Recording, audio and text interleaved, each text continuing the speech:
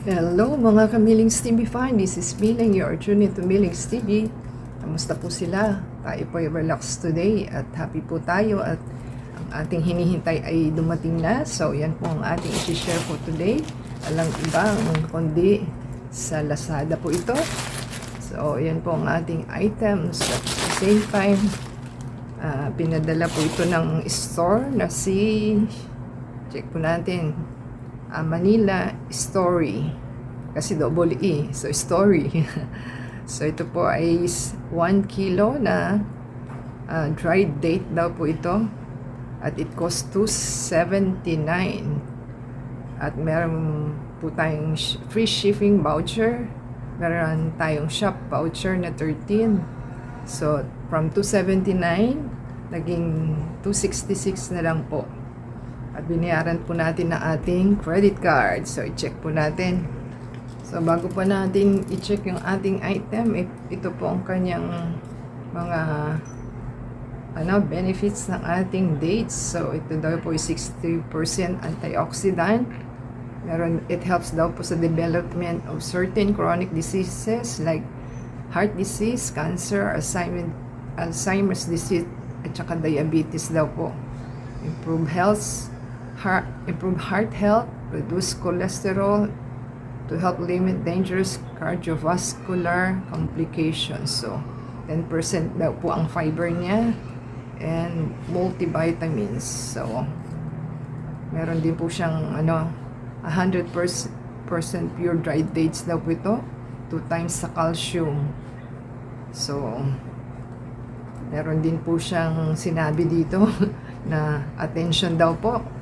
So, eating too much will make you bloated. So, indigestion, even potentially obese. So, ang recommendation daw po niya, one day is only 5.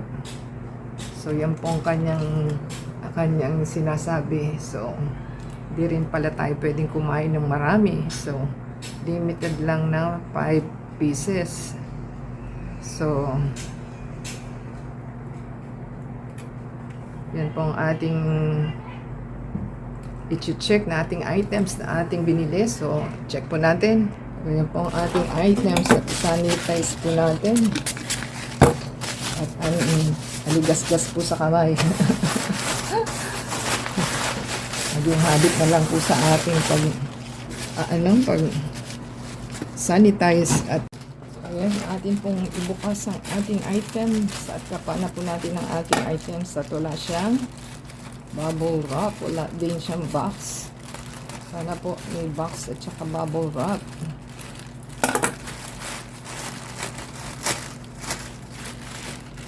Oh, may bubble wrap kaya lang manipis. So, manipis lang po siya. Bakit ganon? So, ang isa po is 500 grams. Ay. So, yan po, nakalagay siguro 500 grams ang isa. So, yan po ang ating item. Sinati po siya sa dalawa. At pinagkasya. Ang expiry date daw po is June 2026. So, yan po ang ating items. So, try po natin. Same lang po yung expiry date niya. 2026. So, ang sabi is makadami ng 5. So, try po natin ibukas ang ating item. Ating pong tikman. Yan.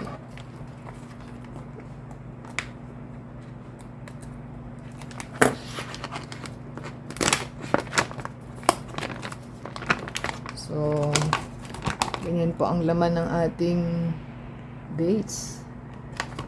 Try po natin kunin ang isa. Sumasama talaga. Yan. Yan po ang isa. Pero may po ito. Tawag nun. May buto daw po. So, ating pong silipin kung talagang may buto.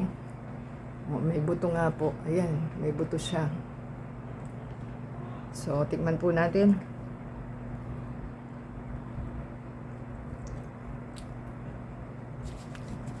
Okay naman po siya. At ano siya, tawag no? Hindi po matamis, natural lang. So, kailangan po magtanggal tayo ng buto. So, may buto po siya. So, thank you po sa ating seller and delivery guy. At natikman na po natin ang ating items.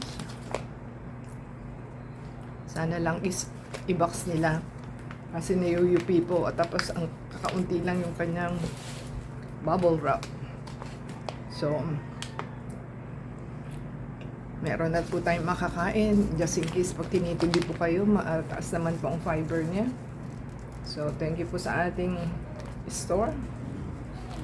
At ating pong legit naman po, i-try po nila. Same time, paki-subscribe po sa ating channel.